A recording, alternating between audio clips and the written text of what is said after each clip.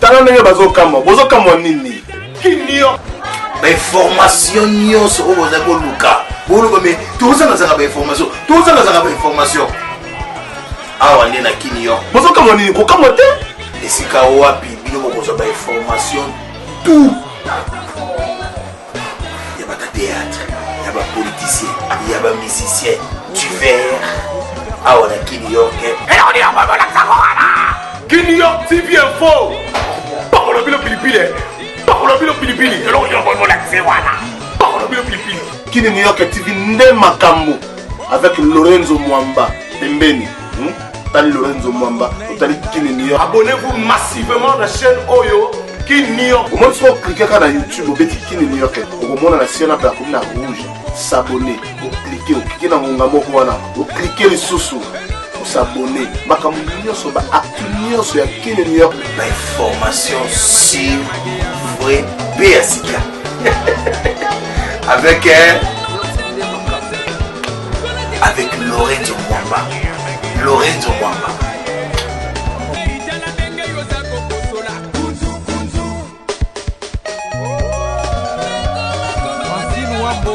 SMO est un épisode de sous-monté puis tout côté la vie subélé pour la information où il donné pour la vie dans compte cette émission où on a massana le dimanche 28 octobre 2018 kasi bon message dans le bon maïmoté dans le bon complice na maï où on a message pour bien 11 match de jujum tumbote la Mbote Yannick Nzwiki c'est un match pe mbote la batnyo sa bota la émission ngonga ya masano tika topé sabino mamanaka na ko Italie corps topé ba information où to donner penza pour na bino boy malamu été association sportive Victoria club général à Missi Kumbadi dans fort yango penza et s'est qualifié pour la finale Coupe de Confédération c'est une victoire à Bango 4-0 dans le stade de Martyrs de la Pentecôte pour le mercredi il est déjà mais kasi na yango vraiment trouvé ta penza pe masona au Italie classement FIFA ya école Congo démocratique et c'est une école Congo démocratique et pour cette sous mon aussi car au Italie classement mondial déjà parce que figuré dans 46e position en Afrique parce que donc classé 4e natina on peut trouver ta masolo la Ligue nationale de football kasi yango été topé ta penza masolo oyo nyoso oyo ne to pisino menu émission yango l'autre kana sabino été Fédération congolaise ya basketball basala ki bongo assemblée générale élective na bango extraordinaire pour le vendredi 26 octobre 2018 na siège ya comité olympique congolais wapi déjà Boniface Mawatali a gagné pour briquer bongo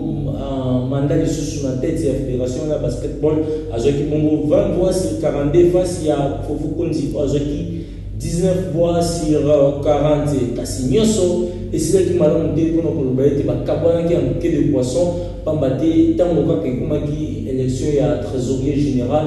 Nyoso qui batma BTP Mugulu Salimaki donc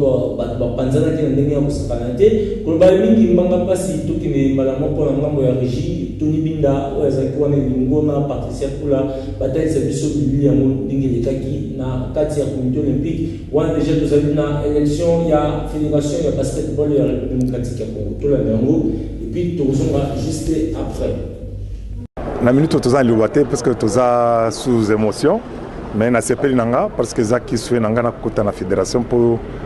batuno so ba membre de la fédération na ba club na banini to sala de sorte que basket na biso est-ce que ezali to essayer ko tombola ngolo lisusu poto koma to zonga ni to zaki na Afrique mama d'abord na mboka ba joueur malamu bazali pour preuve to zaki qualifié to sala ki ba éliminatoire à Coupe du monde et puis to beta qui année passée Afro basket to gagné d'ailleurs champion d'Afrique qui est Nigeria mais ba joueur na biso ya bazala ki na ba utaki libanda basangisa ki bango ba beti donc seulement le problème que ça a to ko bunda po gouvernement ya biso maboko to za la infrastructure et tout ça là que to encadrer ba jeunes et puis to restaurer mingi basket scolaire parce que kuna nde to ko basket ba vedete ya solo bazande kuna donc ba si bazo beta mikolo basi basali tana bango mais il faut que le casco ba jeune ba yokola ko beta basket et à ce moment là basket na biso kobima mais seulement koyokelisa bango basket mais il faut encadreur mpe bazala mpe formé bazala à jour na barèglement parce que le règlement échangeaka mbala nyonso donc à ce moment-là tokoespérer koavoir notre nani basket ezonga na ndenge ya kala na bane 80. Selon Liboso, ils ont occasion au côté de la comité à fédération. Torobunda Siko pour la balle Mickey tout préparé à venir. Pas qu'à un niveau à Kinshasa, mais à un niveau au à République Mobimba pour tout ça pour tout ça Mora Mounene. Pour l'accès exemple déjà na balle Biso bazan à moins de 18 ans. Par rapport à qui championnat il y a basketball à 3 contre 3. Et on se contre Bundana Torosarna ba classe. Dans le ministère provincial et aussi national pour organiser un tournoi interscolaire. Dans la Coupe du Congo, il y a basketball pour le club, tout ça en pays pour l'école. L'objectif principal, les a bien sûr tout le partenariat dans l'école, non seulement au niveau RDC, dans l'Ibandapé, tout va partager ce qu'on a expérience. Et si possible, tout le championnat normal dans l'école. Tout ça un championnat à Kinshasa, qui a un championnat à Katanga, ainsi de suite. Pour ça, on va nous coller ça basket en haut parce qu'il faut savoir une chose que basket Nabiso, ils ont permis Biso que Bana va Libanaté. Et sur moi la côte Nakata Sport, ça le permet à Libanaté, à Moubuloté, à Kounaté, à se dépenser. Ndeko Jojo Mutombo komona barbarie oyo bauti kotel service était moi mobulu penza moi bato mabe bato moki bakotaki na esika oyo élection ya moko ya discipline oyo ça rappelle fierté pour le Congo démocratique pour le babongo basketball bato bakoti babebisi mabongisi to pe makonami oyo bale kosala makona oyo kopesa makanisi ni par rapport. Voilà, Yannick Njuki makanisi eza ya mawa, makanisi eza ya recré pambate moni basket lelo niveau ezalaka na RDC na kalana ya lelo exactement na sema kasa alors et c'est là qui na assemblée générale extraordinaire élective ou salami et salama pour baluka ko placer bongo ba kondi vraiment ba ko tombola basket na Congo alors chose promise je crois chose faite mais comportement wana comportement civique ou salama qui na kati ya ensemble tout au long ya assemblée générale wana et le moment ya ko déplorer ya ko encourager parce que tango ma ponomizo salama il faut batbaza la bongo na sécuriser bazala sécuriser bazala na boyokani ya malamu po na ko élire ndenge ba élire bandeko ma watadi ono na kimia nyoso kasi ndeko na tango ya élection ya trésorier wana vraiment lokola moi mbutu kotaki je crois akofanda voilà comité olympique komba bina bandeko amosima bakofanda bakotala ndenge nini bakokende na parti wana ndambo oyo ya trésorier et puis bandeni bakotango bakosala skoyo mise en place effective ya président Mawatadi Ndeko Yannick. Merci Ndeko Jojo Mutombo tikaete to pesa bino liste donc bato déjà oyo baponama kina oyo Basketball Fédération Congolaise de Basketball et c'est la première vice-président Ezali Bongo M. Bart Kalimbo Azali Bongo 32 voix sur 40 et puis président deuxième vice-président Ezali Bongo Richard Chimbumbu Azaki 34 voix sur 40 et puis troisième vice-président Ezali Bongo Joe Lolongo Azaki Bongo 19 voix sur 40 et puis secrétariat général et Okumba Bongo na Komichelo André Oyo Azoki Bongo 39 voix sur 42 Simanango secrétaire adjoint Oyo Baosa na Musale Longo Baosa Musale Longo na Komichelo Ezali Bongo Ogi Kibangula Azoki Bongo 22 voix sur 42 donc en attendant tu ba information dingue évoluer je crois que le but déjà na cadre ya journal de sport et puis na animation matinale Bongo et Makatunda et Longo na Patricia Kula Basa carrément ba opesa bino ba actualité na o Italie mabongiso topé ba élection ndenge nini vraiment se déroulaki na fédération congolaise ya basketball tika discipline wana pona ko beta mbala moko masolo ya ndembo esenge boy ba été de ring club Motema Pembe tout puissant Mazemende Zaki affiche il y a 6e journée à Ligue nationale de football. Wana week-end de l'équipe na stade de Martyrs de la Pentecôte score Zaki Bongo il y a 3-0 en faveur il y a ba Corbeau il y a Lubumbashi Oyo Penza ba tombola ki Putulu pona kolelisa bana darin Clémenté Mapembe à domicile Oyo vraiment ba yamba ki pona tout puissant Mazembe. To kendela na ngambo ya Régis Samson Lunga Longo na Tony Binda batali sabiso ndenge nini leka ki na stade de Martyrs pour Zaki Benda Bika. To landa ngo et puis to kosonga juste après.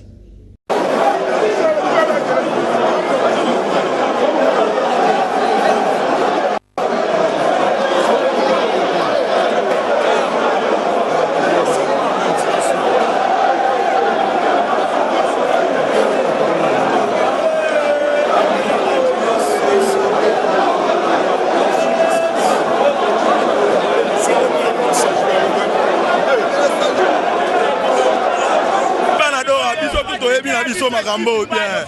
Imana ezalaka bien ebandeli, ezalaka bien na suka. Mais tellement que biloko bomoni, boyebi na tama buki bien. Lolenge ya mbaka akosala biloko wana te. Oya ba touche na biso moko ba dirija ya Imana. Nata eza courage ndeko pesa grand gardien na biso. Toyebi ya makambo sima na biso moko. Ba trahir équipe na biso. Ba trahir équipe. Otis Ngoma alongwa na équipe na biso na malembe na place ya tolingi lisusu te. Papa Amos Mbayo oumeli pe na Imana. Bose no be toyebi te. Osenga Papa Amos Mbayo. Otika o démissionné. Conseiller Jérôme Otis Ngoma. Oyela Imana bana Amos Mbayo oyela Imana. Opesa biso eloko moko te. Sikela biso Imana batu biso relève yango. Otis Ngoma oza meilleur entraîneur. Osala système de jeu kitoko. Kene sango balene ata mobile. Tolingi te la Imana to sala mabe pamba ondimate. Kene Mbayo toyebi oza mutama sebe pana 10 ans. Okotika no Imana opesa appel ote na Imana. Osomba pe jouer te. Olingi division ba benga ba diri. Asana za inosa. Asana somba jouer nyonso toza ba jouer qualité. Et dans le trésor Mbayo tika Imana. Donc on peut la ba mo ba $100. Na ba doso ba yelinga. Nata alonga ba za poto. National le bata entraîneur aibo coacher te qui va coacher ta Imana. Limité. Pour qui va coacher ta Imana. Limité. Ta Imana va faire le benga na e. Le musale ici là. Problème est ça que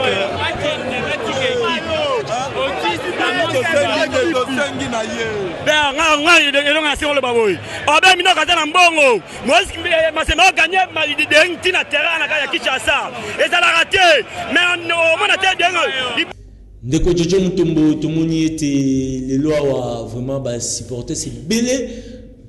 bazai ko senga départ ya Amos Mbayo oyo na sur bandeko Imekengebeni baganga tango molai esengeli grande commission eponama na ba élection maintenant que ils alla nommer eloko nini ba supporter c'est pas ko reprocher pas Amos Mbayo oyo organiser pe photo lo bayango équipe on a Daring Clémenté Mapembe. Voilà, ndeko yani comme on dit dossier Daring est un dossier un peu sensible parce qu'avant le dossier à Amos Mbayo Daring faut à la vraiment na ba kimamo solide pour na opesa bat na bandako. Alors na position na biso ndeto ya mbaka ndeko Imekengebeni ningo lobiana par reprochaka na Amos Mbayo kaka mais gestion na ngamu ya grande commission ya ba supporters wana eza eloko ba reprocha mais na terrain eza je crois que eza na responsabilité vraiment té échec ya ko attribuer on ndeko Amos Mbayo. Voilà, à ma connaissance, parce que les Yannick,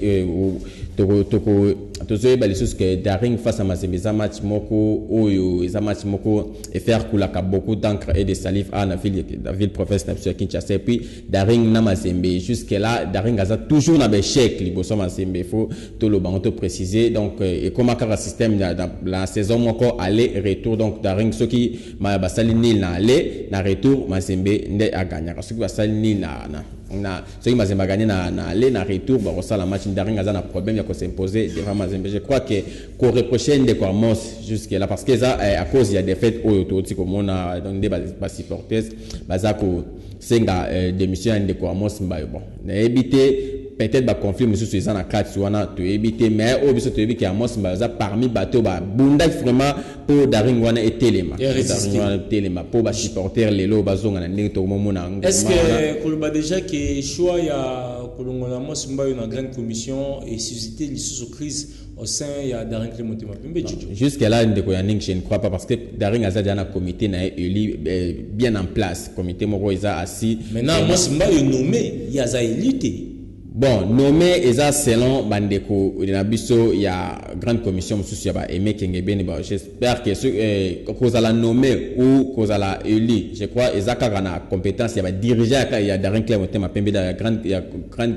voilà il y a conseil d'administration il y a Daring Clémenté Mapembe et bah je crois il y a monté cause à la crise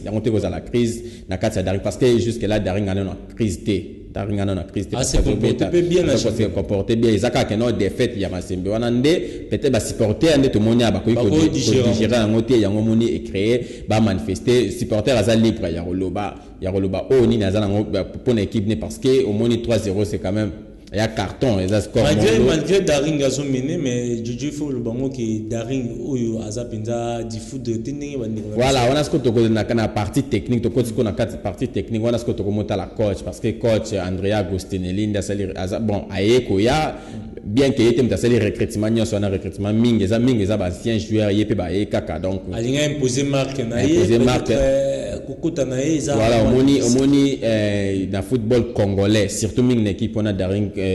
tous ana mo expérience mo muke c'est-à-dire que ba entraîneur ali banda ndeko Yannick ezaka passe ko ba réussir na kati équipe on a Daring Clémotema Pembe parce que tokozo avec exemple ba Nash ba Milosevic ba l'équipe belana ezama passer surtout football congolais configuration nango ya lelo et comme to mo na mingi zo évoluer na bana mboka omoni ba entraîneur oya biso awande penza ba tombola ba équipe na biso parce que total na masembo mona miyayo tali na Vita Ibenge tali na Sangabale Ndemutombo zaka congolais tali na ba équipe mo ebele ba manyema enyo toujours ba congolais la Daring ba lukai ba kendepe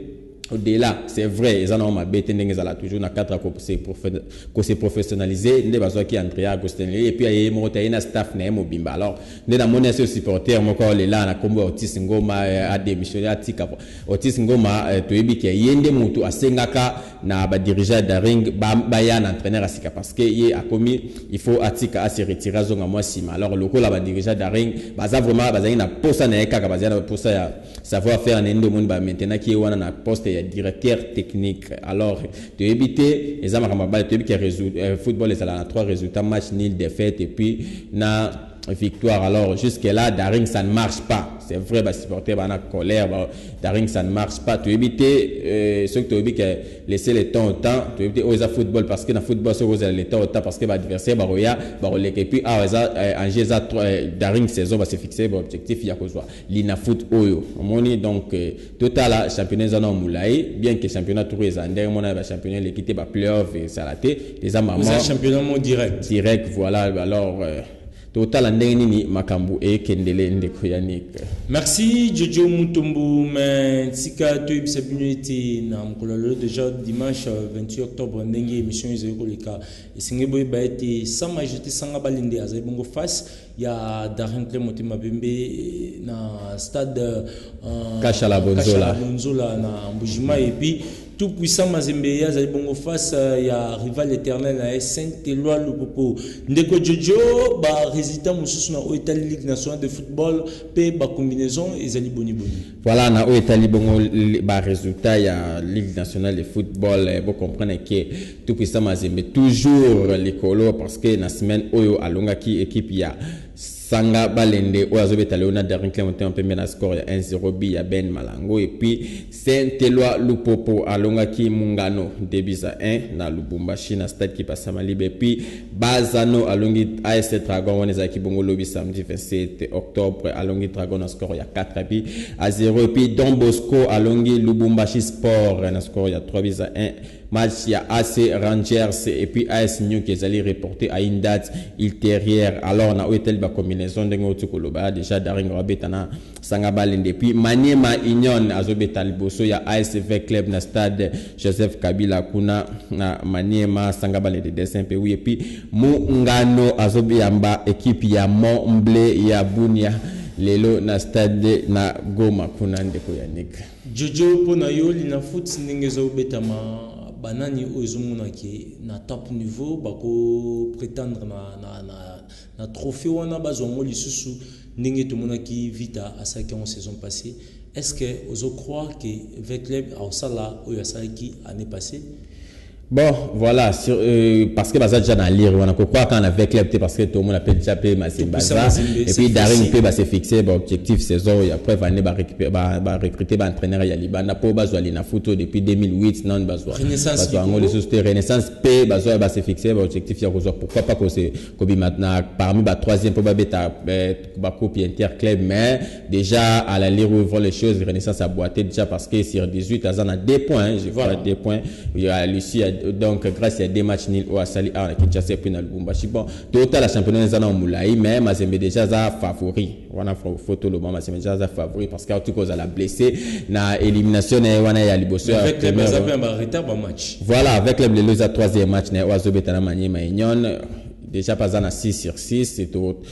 championnat zana moulay baninga daring azana déjà na 6e azana donc les autres beta 7e match nae avec ta 7e match nae bien que sanga balende mtoya mbe sanga balende avec ta 6e journée ne to éviter vous comprendre que la combinaison a ezana toi boy parce que donc des équipes avec ta monga za 3e match nous azata na 4e match le quoi mto ça za le 5e match le quoi vite manier manyo na vita et ça bon to biso to le la kara match voilà championnat za moulay championnat ya tour européen là on peut simboamba boy oyo akobimaka champion c'est que yona a mérité parce que déjà dans le bel Mazembe favori par rapport déjà à parcours nae au moins déjà la Kinshasa a raflé bon 9 points sur 9 donc le bossa Mazembe Daring et puis Rangers kuna suna Lubumbashi soit qui équipe il y a Lubumbashi score P sur 3 points donc ça les bien placé sur na sanga balende 3 points donc c'est l'équipe oyo Mazembe a gagné na score ya muke ezaka sanga balende 1-0 le reste des écarts toujours 4-3 ndeko Yannick. Faut qu'on signale que Mazembe face à l'équipe quinoise a raflé bongo poignet sur voilà on a le bien 9 points sur 9 et puis a marqué na Renaissance 6 a marqué na Rangers 3 et puis Daring 3 donc on comptait déjà 12 buts déjà face à l'équipe quinoise 12 buts oui c'est qui a amélioré déjà donc différence de Piné donc à vraiment l'icolo par rapport il y a adversaire il y a poursuivant direct on a minute bien que match à Lupopo naie betami mais jusque là donc avant match à Lupopo a 15 points pour 5 matchs joués puis un nombre de buts élevé au moins donc plus ou moins 17 buts marqués de Koyanik voilà déjà et l'accent niveau ni Mazembe a tout fait tout flamme saison donc l'accent négani na autos à la blessé na Coupe d'Afrique alors a profiter na championnat pour zone aller sous rapidement na Ligue des Champions saison prochaine. Merci Jojo Mutombo to beta masolo ya coupe ya confédération sans surprise association sportive Vita Club ils ont qui déjà qualification à bango utamokolo ya mercredi 24 octobre face à club ya Al Masri Égypte ou un score ezaki bongo ya 4-0 donc oyo ina peut-être na ba supporters mususu vraiment s'attendait ki na monte ba kanisa ki était score cause ya ba 2-0 mais tout le monde qui Vita et Salaki Oyo et Sengelaki Sala pour toujours bender l'école Congo démocratique et tout le monde. Tout le monde et puis tout le monde juste après pour te bête à penser à sur le club Wana Vita Oyo et la fierté l'école Congo démocratique. Tout le monde. Donc le match de tout à l'heure sera dirigé par des arbitres venus des Seychelles. Badoudompunda tout seul, Mangala. Ducapel qui va ouvrir sur Ducapel. C'était très bien remis de la tête. On va voir les corners qui est parti. Motolo Ducapel. C'est le but. Ah oui, et Momo qui marque fois ça. Ah oui, à la 6e minute de jeu. À la 6e minute de jeu. Sur un coup de tête puissant. Le coup de fusil fois ça. J'ai discuté tout à l'heure avec le président. Complètement manqué par Ngonda, Munganga. Le ballon revient à Bangala. Il est tout seul Bangala, il va soulever pour Chabani. Bien joué Chabani. Face à aussi faisait réparation. Ah là là là là là. Oh ça. Eh oui, ce n'est pas possible. Et Momo le doublé. Et Momo le doublé, ami sportif. Ah oui, une frappe de terre à la 39e minute de jeu.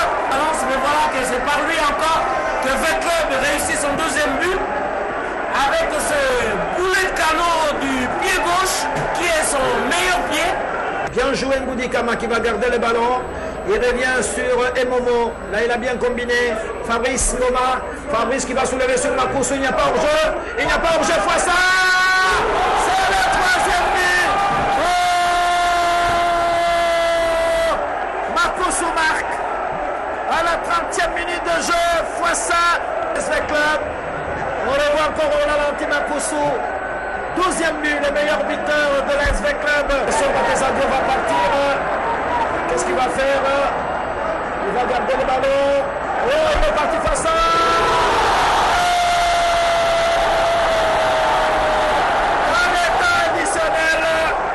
Dans le temps additionnel. Oh oui. Mukoko Batesadio qui marque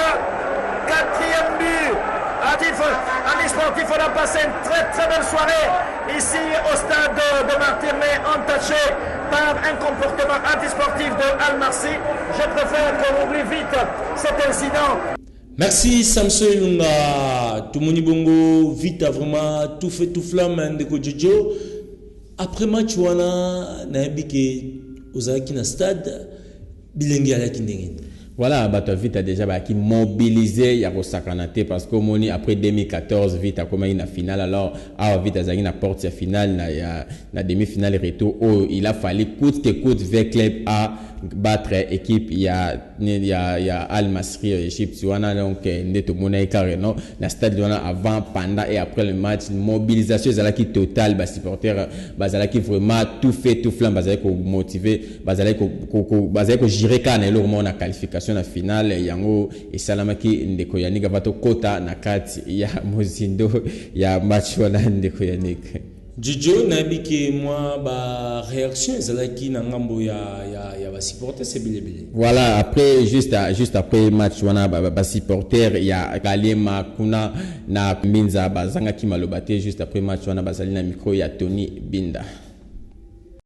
La sepelema makasi po match wana yango pesa soma force magano tukeka final donc esengezele na bele makasi. To sepela ke bele trop. Quand on a besoin de passer que non, il faut que ça score à 2 et qu'on a doublé score quand même ça va. Football la préparation, on a le joueur ça la bien et surtout salle de réunion sur ma casse. Si tu as un niveau, il y a bête à battre ma 4. On salue nous général Amis, staff naïe et puis on féliciter l'Ibengena staff naïe. Donc, c'est qu'on a biso. Et ça va victoire. Pour bon, ça va. Mais victoire, ça va biso. C'est que ça va biso. Ah, on va rater. Raté, on va rater. Donc, il y a vraiment. Donc, il y a des personnes qui sont à rater. Et à rater, on va le faire. La toile de c'est non. Coupe en dessous. Malgré Nazalaka, Manzembien, mais en tout cas, vite à Sepel ici, biso, République, il y a RDC Mobimba. À ce point, je suis makasi. En tout cas, pour la finale, ils ont uniquement pour la Vita Club. Score, ils ont dit score, moi, ils ont score lourd. Donc, 4 bien, déjà, c'est beaucoup. Mais pour nous gagner, en tout cas, tu as dit trop si. Pour toi, trop si, que coupe, et tu as la RDC. On a besoin de faire le belati. Tu as dit trop si. Tu as dit trop si. Et bandegu dans match même moment là il position tant il benga kiti na bis nenga pesa il ba tombola il va supporter que boté le mapo ala gi trop sûr donc au gagner on est déjà espoir na biso bon ba fait bien là on peut ça bango gaga ça bango en tout cas pas dans l'espoir en équipe tout à la décider par rapport à en tout cas opération 3 points étape na obligatoire couper tigala ba fait bien boya tout l'équipe to ta aller kuna retour en tout cas frappe na frappe c'est ngoza déjà à makasi na ndenge match elekaki lobby au vita abetaki biso to sepelaki nango makasi alors ba continuer ko sala misala wana po kombo ya mboka eto mwa likolo match elekaki lobby lelo mais tout continuer toujours tenu donc centimètres fort toujours continuer donc message na opesa coach Ibenge ngai supporter na yo ya Niv koyo karabatu te salara oyo o raisonner na mutu na yo ya poto okoma boye eza oyo salaka donc oyo karate oyo alobi boyo ki alobi boye coach a salaka oyo ya raisonner au pratiquer yango na terrain yango na lobi sa coach Ibenge ba supporter na ya ba fait ya Vita na repesa bango message que bazara mutema ya rokita bozara mutema moto te oka u babandi biso bi koela ko silika ko bamba bilo na stade eza bien te boye ba match ya na 3 résultats victoire défaite nil nyonso faut supporter yango na ba joueur na repesa bango message oyo baye ba ke biso to sala blessé na 2014 to sala déterminé to soit coupe mais résultat ya balé to perdre coupe oyo pena basa la concentrer bana mai biso to ana parler à to mal à l'aise bino pe na part na bino to bi ke coupe o ezane et que ça la pe bino bo mona na partout d'abord ça la concentrer coupe o pena so to swingo en tout cas ça la biso na bino bien coupe o et ça tene to gagner 4 boye bo ne se ba momi bo ba bien donc bo na concentrer pour biso pe ba supporter na part na biso si na minute to va concentrer pour to l'autre coupe wana dans la rara. Kaka na même ordre d'idée ya réaction ya ba supporter cette fois-ci président bébé to ya section lemba terminus yepe azanga ki malobate na tina ya qualification ya équipe na bango ya ASV Club yepe azali na micro ya Tony Binda toujours. Match kitoko, match d'équipe bien en tout cas. Bah jouer bah yokeli coach de bango ibengi coach Otto Benga les grands maîtres RDC en tout cas Yohana en tout cas bah yokeli match de kitoko bah comme na 4 buts à 0 donc ça maté bah demi-finale 4 buts à 0 donc en tout cas donc Nzambe pour le moment azali Nzambe ya ASV Club bon moi qui bien moko lobi ngi côté chez Salama qui va tour système 50 catch donc catch donc 50 catch et vendu à na niveau ya base donc tokende côté ti na stade des martyrs donc non c'est plan mingi ba section susu bo joie idéologie oyo toujours ba catch 50 catch tout on sa martyr wana à partir ba 15h pour match ça 20h en tout cas finale ça ya biso tout le monde a un truc que ça va bongo donc on toujours finale ça ya biso non kata la réseau ya Franck Yoyebi Kaka ya Franck et donc Motebele présent Corneille à partir de Lubumbashi ensemble toujours Yoyebi tous dans na beaucoup à Motebele Yoyebi nena lobia wa ASV Club eza mo bulu na section lemba nena lobaki kaka lobby na bisaki bango tango to kwei na kata grand libulu to bisi bango je bisabi vedi mende komaki 4 moko to pesa yango ye moko coach Simba yango ibenge totikela ki tobike 4 menda vedi ebima ezalaki mobulu président Catalyst international yoroboroyeyo et mon ami lobby ba locataire nyusu ba kanisa de martyr ba ya aussi ça dossier là ba pas faire ya mukunzi ya terrain final 4 zamuke ba ko à peu près minambo saka kenango na banti tout le monde toi la mobiliser de façon que to gagner sur la future au deuxième tour na banti wana Bavares ezali Bavares ya ki président so Catalyst asa makama minene bomundi ba mai susa makasi ya vert noir ya cano lotango la tami to mona ki lobi ndengi staff la takango ba Flora ibeng ba takango vert noir Bavares kitoko lota posa Bavares oye na basa lemba tous les Vares ezali balinga te coupe eza biso anu la CAF avec bien nous vaincrons. Yo, comme bisate, kanala, o makdona beja, kalala, una beja. Voilà, ndeko yanik tomoni ndenge ni ba supporter ya Ngalema na ya Lemba vraiment bazalaki na esengo nyonso ba lobeli biso oyo ezalaki esengo na bango na micro ya ba reporter na biso Yannick Nzwiki. Jojo tomoni ndenge otiko lo babongo ba supporters vraiment au bazay mobilisé pour ba accompagner équipe na bango mokolo mercredi déjà qualification à la finale après 2014 vraiment nabi qui suscité ba réaction belé ba s'attendait na moté cette fois-là Isaka ya Ligue des Champions cette fois-ci et comme tour ya Coupe de Confédération est-ce que déjà zomona vita pour remporter l'Inzanzawana koya na ngwa pour ça sous fierté penza ya bana Congo. Voilà ndeko Yannick lokola tona ba congolais de 1 ezali kamambo ezali kamba drapeau national nazomona vita pour remporter alors attaque ba pandisango na plateau ndeko Yannick eza facilité parce que liboso na bango eza Raja ya Casablanca voilà Raja ya Casablanca bazali ki ne poule moko ba beta ki na alekuna basalaka 0 but partout awa na retour vita a gagné qui puis au moins que Raja akoya un esprit moko ya ko venger parce que bino déjà gagner na aller a ko visionner si coupe dans la phase de poule a ko visionner vraiment ba vidéo wana ya ba match aller retour ya phase de poule wana bien pour aya luka la différence est surtout que final na biso ya coupe ya CAF en Afrique beta makana aller retour au moins c'est vraiment difficile parce que ça finale surtout que na Raja na peut tous na joueur expérimenté et puis ba joueur au beta na avec club moko ba joueur beta finale ya 2014 na avec club ça bongo Lema Chiquito au na club on a Raja club de voilà ça la rappelle de temps à temps rappeler une équipe nationale et pas de Flora Ibenge finale vraiment parce que mon final est sous comme solo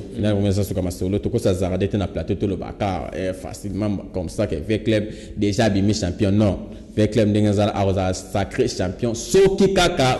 remporté des confrontations. Voilà, en aller-retour c'est-à-dire que peut-être dans aller match nul, dans retour victoire. Tout comme match nul, il y a différence de bi licolo par rapport il y a adversaire voilà, cette fois-ci ce que Vita se servir dans la finale wana vraiment arrive à construire opportunité. Donc il faut qu'on marque des bi penza. Beaucoup ça là no match nul mais il faut qu'on marque bi awa ko encaisser muke. Même à toi qu'on encaisser mais ananase par rapport à quoi encaisser à l'extérieur pour permettre avec club à marquer de Koyanik de quoi to beta lisolo na penza na ngato beta pel so muke ya joueur ngoi et momo vraiment ngoi momo pena o surprendre biso nyaso na confiance coach Florent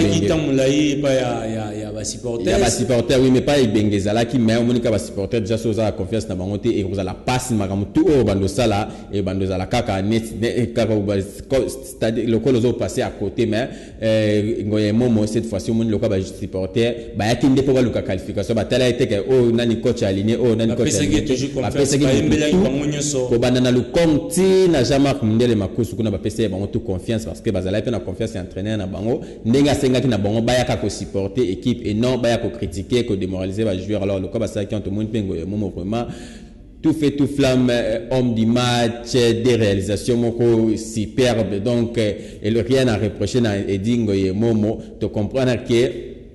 joueur ezaka que non au respecter consigne entraîneur na terrain yango ya salaka coach Ibenge atika Beti Sakai parce que batumi ba s'attendait ka na classement Ibenge à la kaka mukoko autonome liboso ngulu munganga na sima et puis ngonda ngoma ngoma lomba liboso et puis donc kuna ngodikama Jean-Marc na kati et puis Jésus Muloko yango sikoyo mais Ibenga meka un peu ko balancer muke bien que défense avec les pena photo lo bango za na mo ba citation muke za moko boiter muke Padou vraiment za penza na likolo penza te parce que Ngonda c'est-à-dire quoi peut-être il y a makaboto lesquels na c'est-à-dire ba trophée ba nine ba blessure azala pe na moi tamoro ya muke ya c'est apemaki yango to mona que moi côté na tout fait tout flamté par rapport à Menga maintenant kozala. Alors il faut féliciter le Siko pena ming coach ya donc pardon de Koyanik gardien il y a avec club Nelson Lukong vraiment oiseau prouvé biso pena 10 ans passé avec les 10 ans il y a lycée qui était vraiment azan déterminé c'est d'une que le tolbaki sur les Congolais a normalement on a que des sans hésitation génération ba gardien sur les caméras pas comme le Congo. Voilà ndeko yaning parce que au moins na Congo na football na ils ont un gardien mort taboza poto pendant 5 ans et kazala ka au top ndeko tout monde le Congo à un certain moment ba coach ba ndoya on a pe Kidiaba oui Kidiaba ko kumela parce que azala ki pena na confiance ya entraîneur ya équipe nationale biso yango za sala ke Mazembe azala Kidiaba azala toujours titulaire na Mazembe po bazala ko kenipe musika bazala ko finale la Ligue des Champions CAF yango ke Kidiaba azala toujours titulaire à part Kidiaba preuve année attaque gardien monté na Congo vraiment azapena na niveau ya cause équipe malgré l'âge mais le Congo a continue à convaincre voilà c'est-à-dire que les lots tokolo ba le Congo a plus ou moins 37 ou 38 comme ça a déterminé à repasser avec la coupe yango to mona yango mona ko so tali mode ndenge ndenga otali ba performance na ba match au mona ke azap na mutu lokwa za na ba 22 à 23 alors que aza déjà atteindre déjà une trentaine d'années aza gardien moko ya ko féliciter puis ko tika été ka soki à sur retraite ne azonga non il faut qu'on rappeler peut-être les staff technique aza la partenaire ya ba gardien pour azamna gardien extraordinaire talaka so na utiliser terrain extraordinaire pour comprendre que azo mérité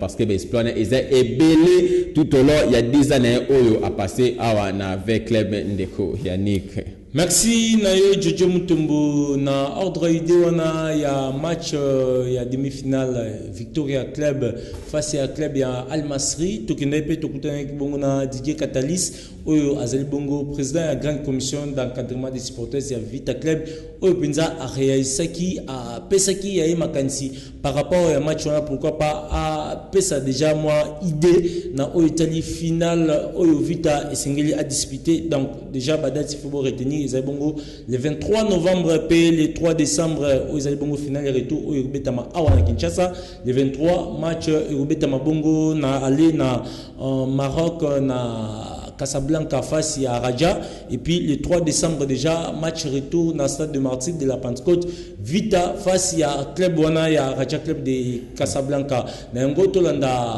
Didier Catalyst ou Azali Bongo, président, il y a grande commission d'encadrement des supporters, IEP a réagi par rapport à la rencontre Wana. Merci d'abord pour la question. Merci Mingi, Ndeng Bayaki et Belé Lobby stade. Tout le monde ici est lenga vite zongi,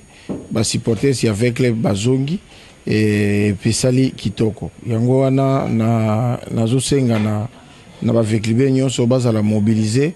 bazala kimia baye ba équipe na bango ezali équipe ezokubeta ane eza ane ya vita nzamba kosunga tokozwa linzanza wana. Pole na yaki na ebisaki bango ke objectif na biso ezali tozwa lina foot pe tozwa coupe d'Afrique. Sikoyo tozwi lina foot binomo bomoni avec manière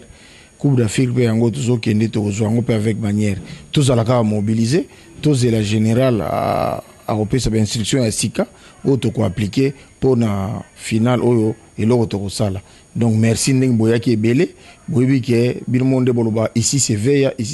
c'est l'équipe la plus populaire ya RDC lobito laksaki yango bomona stade Martin ndenge tondaki. J'espère que na final public o ngezala x2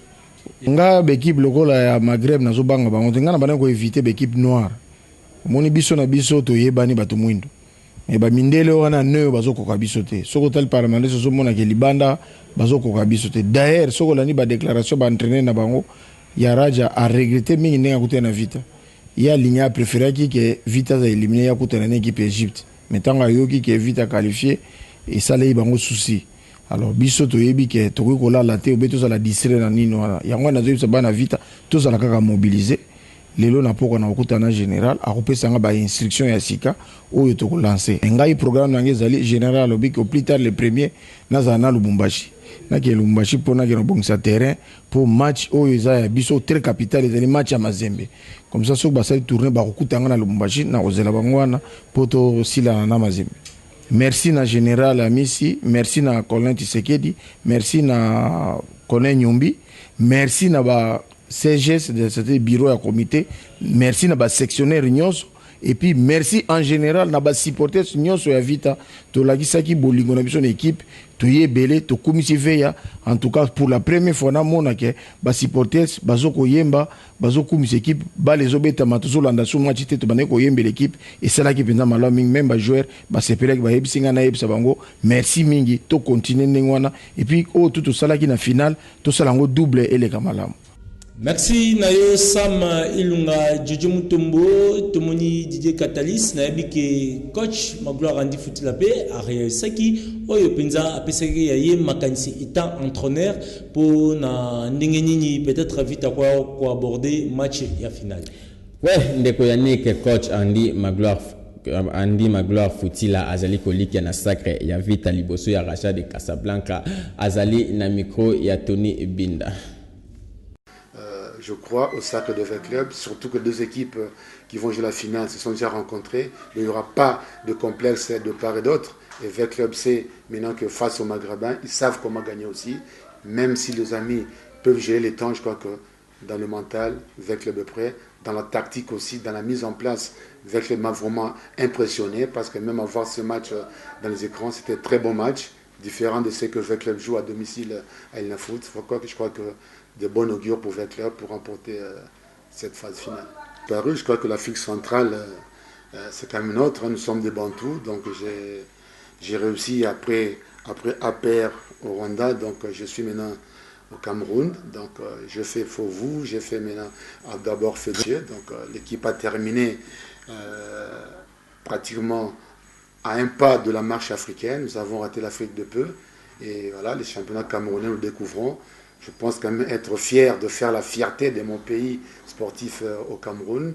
On est mis aux côtés, ça se passe bien. Et puis, ma foi, j'espère que Dieu va nous donner encore envie. Pourquoi pas de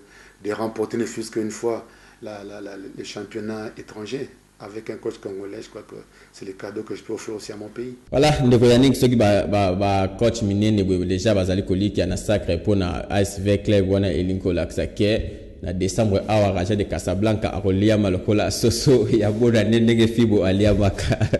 Merci Jojo Mutombo Toclor na de ces vite dernier virage Léopard et République démocratique à Congo classé 4e na mois d'octobre na Italie classement FIFA pour l'Afrique et puis 46e dans monde moi le banana pour na Léopard oyo penza tomoni cette fois-ci ezokende moi bientôt. Voilà, bazongi si mezaka par rapport et ça coûte les camboke gauche droite ça par rapport il y a ba confrontation na bango où ezalaki entre na moi otiko le cas bosso ya Libéria d'abord Libéria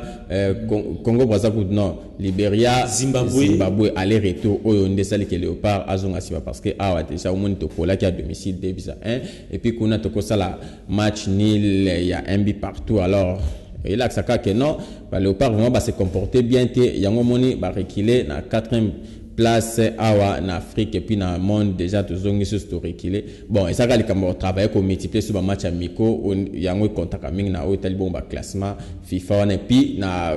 tant tokoyamba équipe ya Libéria awa je crois toko Lukaku gagné et puis ko betana Congo Brazzaville ceux qui se qualifié je crois tozongi la score place na biso déjà ndenge to mesana ki na 3e position na Afrique. Merci Jojo Mutombo, très bien dit. Le banana Souka vraiment émission comme Nasuka.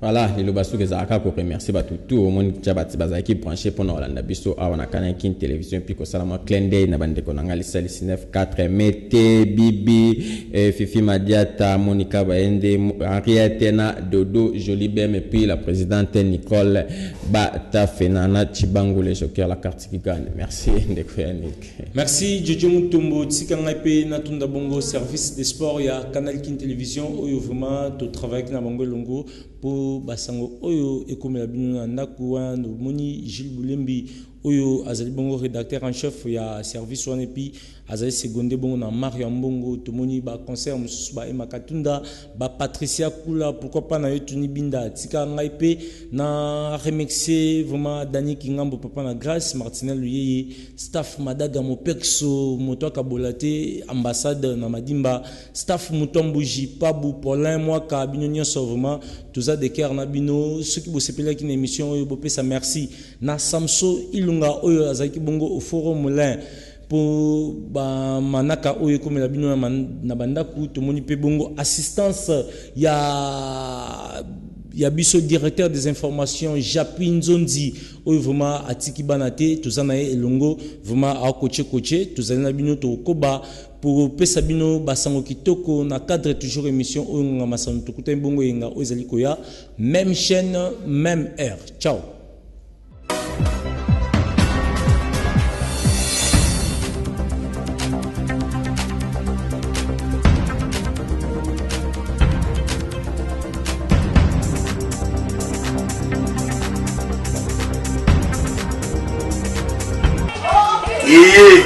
Tala ndenge bazokamba nini kinio ba information nyonso oyo boza koluka boluka me tozanga ba information awa nde na kinio bozokamba nini kokamba te esika wapi bino bokozwa ba information tout ya ba théâtre ya ba politicien ya ba musicien divers awa na kinio ke kinio TV Info parola bilo pilipili eloko ya bongo la tsewana parola bilo pilipili kini New York TV nde makambo avec Lorenzo Mwamba pembeni tali Lorenzo Mwamba tali kini New York. Abonnez-vous massivement à la chaîne Oyo Kini New York. Moi je crois cliquer sur YouTube obeti kini New York au moment la chaîne après la rouge s'abonner ou cliquer dans mon amour wana ou cliquer les sous s'abonner makambo nyonso ba actu nyonso ya kini New York ba information sur vrai PSK avec Lorenzo Mwamba